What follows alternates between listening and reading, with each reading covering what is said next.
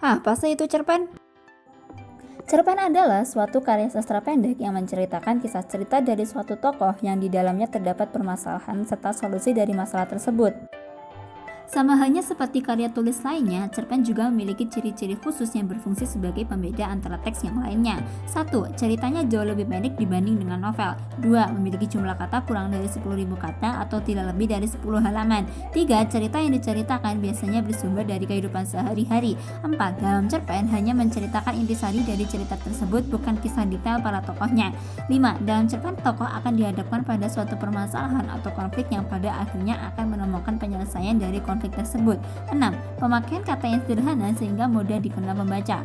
7. Pembaca dapat ikut merasakan langsung kisah yang diceritakan karena kesan yang ditinggalkan cerpen sangat mendalam. 8. Mempunyai alur cerita lurus dan tunggal.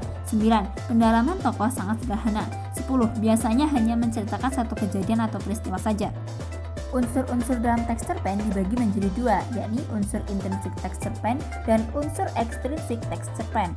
Unsur intrinsik teks cerpen adalah unsur cerpen yang membentuk cerpen itu sendiri dari dalam. Contohnya tema, alur atau plot, setting atau latar, tokoh atau penokohan, sudut pandang atau point of view, dan amanat atau pesan moral.